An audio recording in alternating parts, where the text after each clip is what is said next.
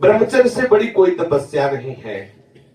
देखो, यहां संकोच का त्याग होकर चर्चा हो रही। आप असत आचरण करने में संकोच करें, लेकिन असत आचरणों से कैसे बचा जाता है उन युक्तियों में संकोच मत माने। महादेव जी कहते हैं ब्रह्मचर्य अर्थात वीर्य धारण करना महान उत्कृष्ट तप है, भगवत प्रसन्नता का प्रधान हेतु है। इससे बढ़कर कोई तपश्चर्या तीनों लोकों में प्रसिद्ध नहीं है। जो ऊर्ध्वरेता अखंड ब्रह्मचारी है वो पुरुष नहीं, वो साक्षात भगवत स्वरूप महादेव है। इस मार्ग में कोई किसी भी संप्रदाय का हो, किसी भी परंपरा का हो, ब्रह्मचर्य की विशेष आवश्यकता है। जब तक आपके जीवन में ब्रह्मचर्य का संयम नहीं होगा तब तक आपको भगवदानंद की प्राप्ति हो ही नहीं सकती। ये जो हमारा अखंड भजन नहीं होता, जो हमारे हृदय में उत्साह नहीं बढ़ रहा भगवत प्राप्ति का, उसका कारण है ब्रह्मचर्य का नाश। जितना एक कामुक व्यक्ति अंधा होता है उससे बढ़कर कोई अंधा नहीं होता। नेत्र दोनों फूट जाए उसे अंधा नहीं कहते, उसको तो मार्ग नहीं दिखाई देगा। लेकिन जो कामुक पुरुष है, जो मदांध है, जो विषयों में अंधा, उससे ज्यादा अंधा कोई नहीं होता। लोक परलोक सब कुछ नष्ट कर लेता है। ब्रह्मचर्य की अपार महिमा है, परंतु आज हमारे नीच वातावरण में ब्रह्मचर्य को धूल धूसरित किया जा रहा है। ये महापुरुषों के वचन है, बिल्कुल अक्षरशः सत्य है। एकांत में चिंतन मनन करने के बाद आपकी श्रवणेंद्रिय तक पहुंच रही है बात। आज की नीचता, आज का मनोरंजन ब्रह्मचर्य को धूल धूसरित कर रहा है, ब्रह्मचर्य का नाश कर रहा है। कोई समझ ही नहीं रहा कि कितनी बड़ी हम भयानक गलती कर रहे हैं। ये वीर शक्ति हमारे प्रभु की अद्भुत कृपा है।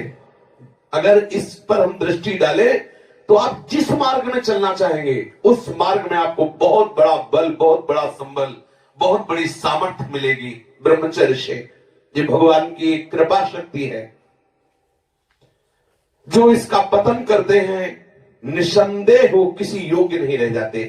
ब्रह्मचर्य का ह्रास जीवन का नाश अर्थात मृत्यु, संपूर्णतया सत्यनाश, सर्वनाश, मृत्यु, ब्रह्मचर्य नाश, सुख का नाश, आरोग्य का नाश, तेज का नाश, विद्या का नाश, बल का नाश, सामर्थ्य का नाश, स्वातंत्र का नाश, धर्म का नाश, भजन का नाश ब्रह्मचर्य के नाश पर है। यदि आपने ब्रह्मचर्य नष्ट कर दिया तो आप किसी काम के नहीं रह गए। आधार स्तंभ टूट गया तो चाहे जितना सुंदर भवन हो नष्ट हो ही जाता है। धर्मनाश होने से संपूर्णतया नाश माना जाता है।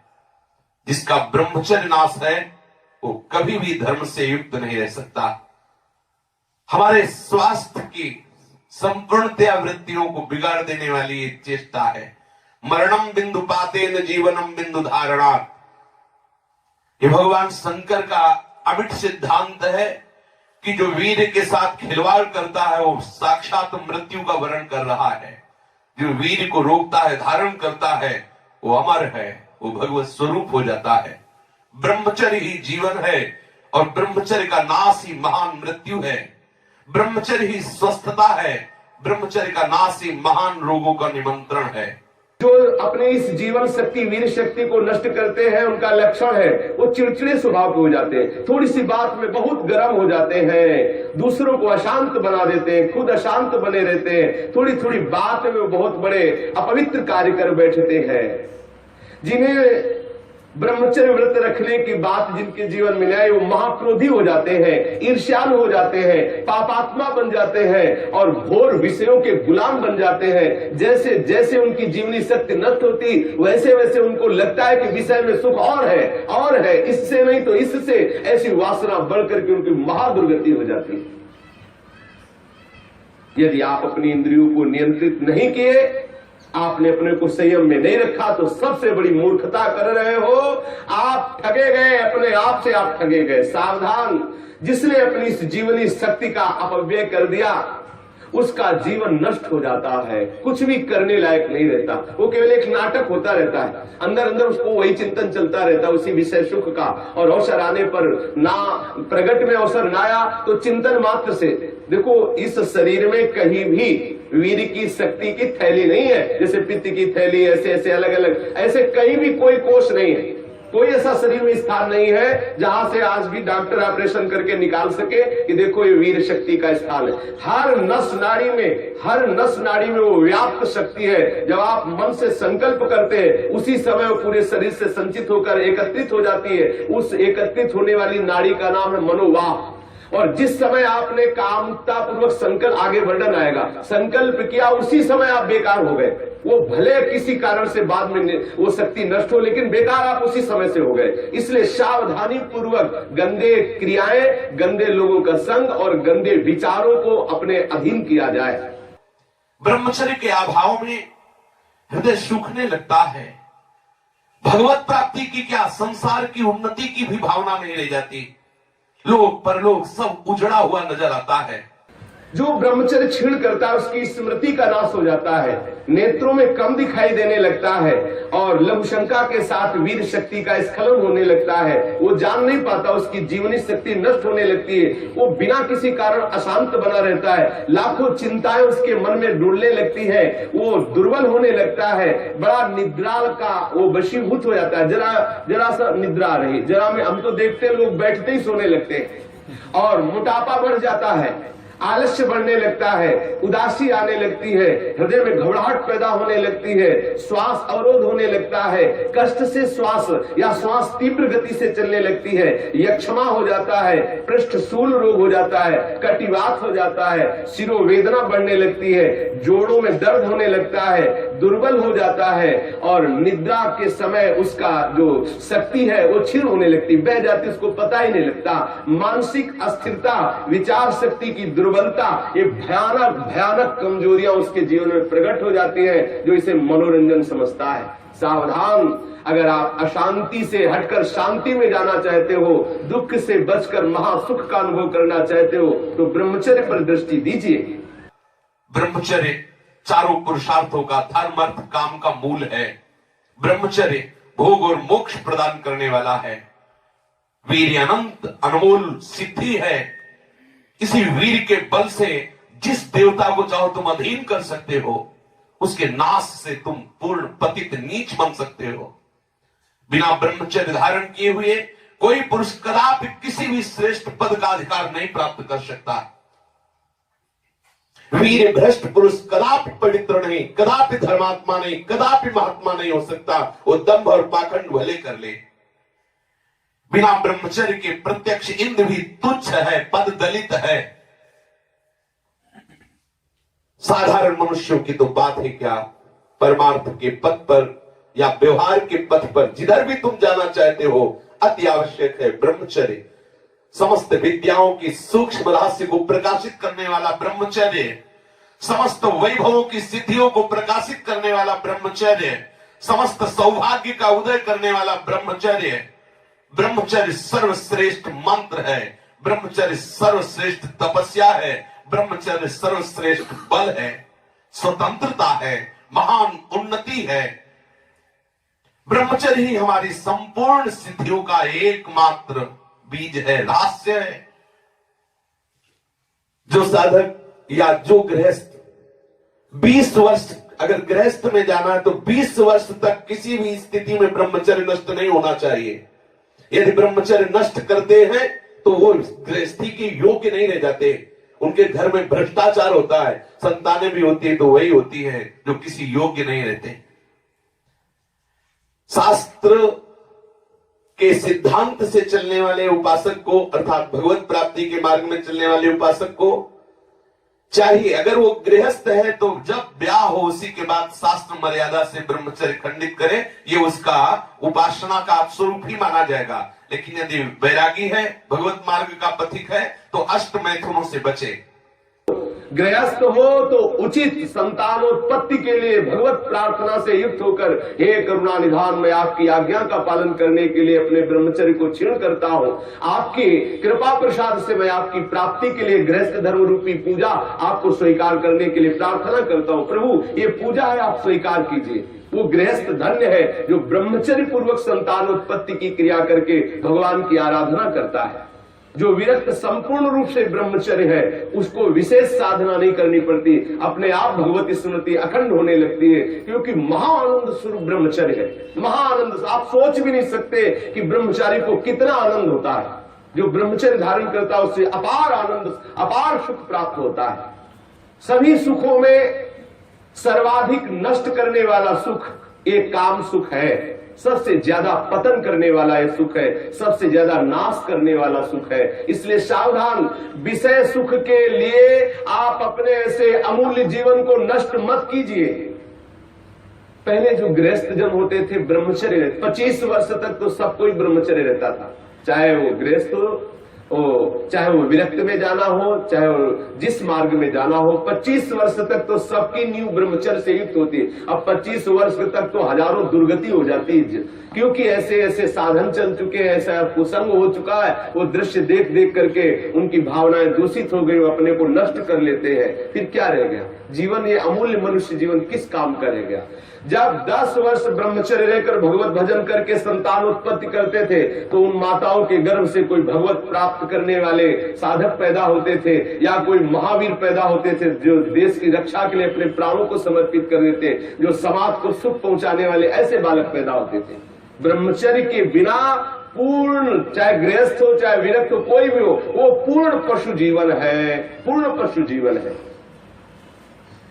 सांसारिक व्यक्ति बनकर के मत अपने जीवन को नष्ट करो, आप अपने हाथों से अपना नाश कर रहे हो। ध्यान रखो, ये गलती जो तुम कर रहे हो ये आपको दोबारा मनुष्य जीवन मिलने वाला नहीं है। ऐसी गलती करके तुम्हें बहुत पछताना पड़ेगा। मौज मस्ती, लोग काहे की मौज मस्ती? धर्म मर्यादा का नाश करके, गुरुजनों की बनाई हुई शास्त्र मर्यादा का नाश करके तुम सुख प्राप्त कर सकते हो। कुछ समय मिला, कर लो जो करना है। ऐसे भयानक रोग पैदा होंगे कि मरोगे, कोई पानी देने वाला नहीं मिलेगा। ये सब नाटक भूल जाएगा। इसलिए शास्त्र और गुरु की बनाई हुई मर्यादा के अनुसार चलो, तो ही संसार में भी तुम सुख का अनुभव, जहां नहीं है सुख वहां भी अनुभव कर सकते हो, यदि शास्त्र और गुरु की मर्यादा से युक्त रहोगे, उनके बनाए हुए विधान के अनुसार चलोगे। ये जो आजकल सब चल रहा है ना, ये बहुत हानिकारक है। जिसके जीवन में छोड़ दो, जो जिनका ब्याह हो गया वो अपने पति को छोड़ करके दूसरे पतियों के, पुरुषों की तरफ कामुक दृष्टि से देखती है, जानते उनकी क्या दुर्गति होती है? हाँ, पति वंचक परपति रति करई, रो रो नरक कल्प शत परई, और विधवा होए पाए तरुणाई, अगला जन्म होगा और वैधव्य को प्राप्त हो जाएगी। जो पुरुष अपनी पत्नी का त्याग करके पर स्त्री से गमन करता है तो नरक में जाकर के उसको तपाए हुए लोहे की लाल लाल ऐसे स्त्री आकृति से उसे हजारों वर्षों तक चिपकाया जाता है और जलता रहता, वहां मरना तो है नहीं। ऐसा मत सोचो कोई देख नहीं रहा। जैसी थरिवंश नरक गति दुर्भर यम द्वारे कटियत नख छीके, वहां ऐसा हिसाब है कि कहां छीका, किस लिए छीका, और आपकी नाक काट दी जाएगी। मतलब वहां उंगली उठाने पर आपको दंड है, किस लिए उठाया, किसको उठाया, किस कारण से उठाया, किस समय में उठाया, एक एक वस्तु का हिसाब है। आप समझते हो मुझे कौन देख रहा है, क्या जान रहा है, मौज मस्ती ले लो। कुछ समय दिया गया आपको, ये मनुष्य जीवन कुछ समय दिया गया। आप चाहे जो कर लो, चाहे जितना दुराचार कर लो या सदाचार करके श्री कृष्ण को रिझा लो, या दुराचार करके नरक की यात्रा कर लो। बहुत सावधान। यहां वर्णन कर रहे हैं महापुरुष जन कि जो जीवन में ब्रह्मचर्य शक्ति है, जिसे शुक्र कहते हैं, जिसे वीर शक्ति कहते हैं, इसका जो नाश करता है वो भयानक रोगों से ग्रसित हो जाता है। इसका एक नियम है, गृहस्थ धर्म का नियम है। इस पर हमारे शास्त्रों में सब वर्णन, इसीलिए सत्संग करना चाहिए। अब क्या है, आज मनोरंजन, लोगों को रिझाना, वक्ताओं को पसंद आ गया है और जो श्रोता है उनको वही पसंद आता है। थोड़ी देर चटकीली बातें की, संगीत बजा, नाचे कूदे, घर गए, बोले कथा सुन के आए हैं। कथा का तात्पर्य, सत्संग का तात्पर्य आपका कुसंग का त्याग हो जाए। आप जो दुर्गुण दुराचार प्रवृत्तियों में रत है उनका त्याग हो जाए, उससे सत्संग। मानो सत्संग सुन के आए तो आपको थोड़ी देर तो खो जाना चाहिए। दूसरे को अपने आप पता लगे कि ये सत्संग सुन के आ रहा है, खो गया। अपने अंदर की कमियों को देख देख करके वो रो रहा है, हे करुणा निधान, मैं इतना नीच हूं, अभी तक तो मैं जान ही नहीं पा रहा था कि ये गलतियां हैं, मैंने कितनी गलती की, हे करुणा निधान, अब मुझे इन गलतियों से उबारो। सत्संग वो वस्तु है जो अपनी ब्रह्मचर्य शक्ति को नाश करता है तो उसकी शारीरिक शक्ति नष्ट हो जाती है।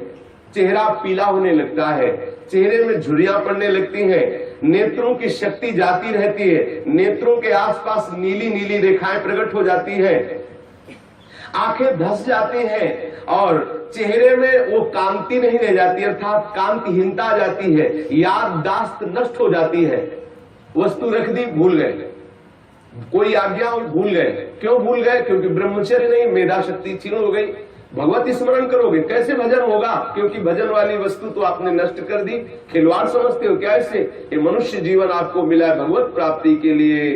सावधान, संतान भी प्रकट होगी तो महावीर और भगवान का प्रेमी महात्मा पैदा होगा यदि आप ब्रह्मचर्य से रहोगे। और कुमारगामी रहोगे तो अप्पू गप्पू पैदा होंगे, फिर जूतों से मारेंगे आपको और बुढ़ापे में पानी नहीं देंगे, सड़ोगे ऐसे पड़े। जो सावधानी पूर्वक इसकी रक्षा नहीं करते उनको अनेक बार बड़ी बड़ी भारी विपत्तियों को भोगना पड़ता है। आप क्या समझते हो? जिस वीर शक्ति से ऐसे सुंदर संतान की उत्पत्ति होती है, उसी वीर शक्ति को आप मनोरंजन में नष्ट कर रहे हैं। ये हत्या है, हत्या।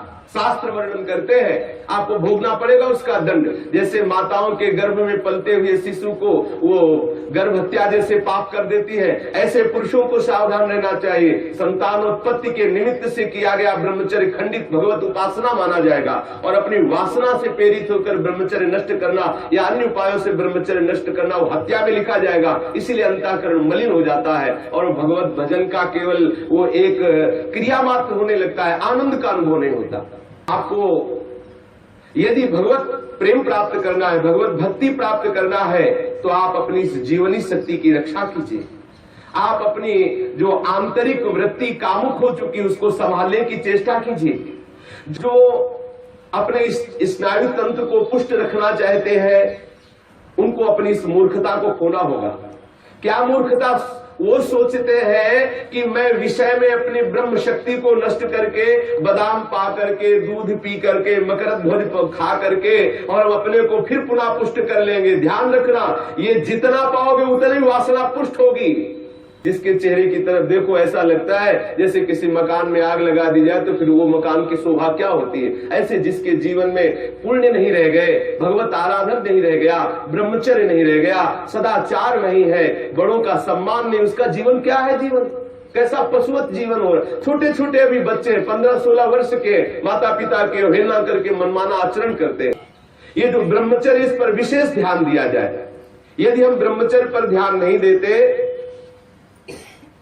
तो स्मरण शक्ति का नाश, शरीर में मोटापा, दिल की कमजोरी, अस्मायिक वृद्धावस्था का प्रकट हो जाना, नपुंसकता, नेत्रों के रोग बढ़ना और नाना प्रकार से अंदर ही अंदर सब खोखलापन हो जाना। ऊपर से हष्ट पुष्ट दिखाई देंगे लेकिन अंदर से पूरी शक्ति का नाश हो जाने के कारण वो मूर्ख हो जाते हैं। मतलब बुद्धि भी मूर्ख हो जाती है, शरीर भी शिथिल हो जाता है, किसी काम के नहीं रह जाते हैं। ये मत समझो कि इतना ही सुख है, यहां तो सुख है ही नहीं। ये जो बच्चे, बच्चियां, माताएं, बहनें या पुरुष अपनी वासना का शिकार हो चुके हुए हैं, उनको खेद करना चाहिए बात सुनकर और सावधानी पूर्वक आगे बढ़ना चाहिए परमार्थ में। गलती का पोषण नहीं करना चाहिए। आज हमारी ऐसी बेईमानी है कि हम अंदर की इन गलतियों को छुपाते हैं और थोड़ा सा भी गुण होगा तो उसका प्रचार करने लगते हैं। अंदर की गलतियों को गलती मान करके उनको दूरी किया जाए, चाहे वो बच्चा हो, चाहे वो जवान हो, चाहे बूढ़ा हो। गलतियों को छोड़ करके भगवत मार्ग में आगे बढ़ो तो आनंद का अनुभव होगा। ये प्राणों की पूर्ण शक्ति है, जीवनी शक्ति है, इसे व्यर्थ में नष्ट मत करो। सावधान हो। देखो आप थोड़ी देर ब्रह्मचर्य रह करके देखो, आपके नेत्रों में चमक आ जाएगी, आपके कपोलों पर लावण्य आ जाएगा, आपके हृदय में बिना कुछ किए एक आनंद की लहर सी दौड़ती रहेगी। थोड़े दिन रह के देखो। कुछ दिन ब्रह्मचर्य रहने पे कष्ट का अनुभव होता है। जब अंदर वासना होती है ना, वो प्रेरित करती है। जैसे जैसे ब्रह्मचर्य बढ़ता वैसे वैसे अंदर आह्लाद होता है। तो हम आह्लाद को नहीं सह पाते तो लगता है कि यदि ब्रह्मचर्य क्षीण हो जाए तो मुझे सुख मिलेगा, ऐसा लगता है। यदि सत्संग हो और भजन पूर्वक हम जीवन व्यतीत करें, सदाचार पूर्वक भोजन शुद्ध हो, तो कुछ ही महीने में वो ब्रह्मचर्य जब पकने लगता, थोड़ा सा आनंद अनुभव होते, सहने लगता। पहले तो थोड़ा कष्ट होता है। अगर 1 वर्ष ठीक ब्रह्मचर्य रह जाए और कुसंग ना हो तो इतना आनंद उसको अनुभव होने लगेगा, देखेगा नहीं इसी नारकी खेलों की तरफ, इधर संसार के इन दुर्गुण दुराचारों की तरफ देखेगा भी नहीं, पर कुसंग ना होने पावे। अगर कुसंग होगा तो 20 वर्ष ब्रह्मचर्य रहने के बाद भी पतित हो जाएगा। कुसंग से सर्वदा बचता रहे। 1 वर्ष अगर ब्रह्मचर्य, हो सकता है थोड़े दिन कठिन लगे क्योंकि गलत अभ्यास हो गए, 1 वर्ष ब्रह्मचर्य रहिए। अपने आप स्वाभाविक जो क्रिया होती है उस पर दृष्टि मत डालिए, आप अपने संकल्प से कोई गलत कार्य मत कीजिए और ब्रह्मचर्य रहिए, तो आपको आनंद का अनुभव होने लगेगा। भजन करना नहीं पड़ता, अपने आप भजन होता है। नींद कम हो जाती है, आसनों पर जितनी देर चाहो आराम से बैठ सकते हो, और कोई भी रोग हो वो अपना पूरा प्रभाव नहीं डाल सकता क्योंकि आपके अंदर ब्रह्म शक्ति विराजमान है। जो ब्रह्मचर्यहीन हो जाता है वो भजन का लाभ नहीं ले सकता है। मन, प्राण तथा ये ब्रह्मचर्य, ये तीनों एक ही है। जिसका ब्रह्मचर्य ठीक, उसके प्राण सूक्ष्म हो जाते हैं और मन शांत होने लगता है। जिसका ब्रह्मचर्य ठीक नहीं, स्थूल प्राण होने लगते हैं। पहचान है, ऐसे भैंसे की जैसे श्वास निकलती, जब सोते तो बड़े भारी ऐसे घोटे शोरगुल होता है, स्थूल प्राणों का लक्षण है। और मन उनका चंचल होता है, उनकी श्वास, उनका मन, उनका ब्रह्मचर्य, तीनों क्षीण होने से फिर न कोई भजन होता है, न कोई साधन होता है, न कोई चिंतन होता है। जिसकी श्वास स्थूल होती, मन चंचल होता है, उसका चिंतन एकाग्र नहीं होता है। ये बहुत काम की बात है, इसे संभाल कर रखिए। मत समझिए कि कोई साधारण बात हो रही, इसको संभाल लीजिए। यदि आप विरक्त हैं तो संपूर्ण रूप से आप सावधान हो जाइए। यदि गृहस्थ हैं तो संयम में आ जाइए। एक पत्नी व्रत धारण करते हुए संतानोत्पत्ति की भगवत पूजा का भाव रखते हुए ही गृहस्थ धर्म में ब्रह्मचर्य को खंडित कीजिए, अन्यथा ब्रह्मचर्य को धारण कीजिए। सावधान रहिए।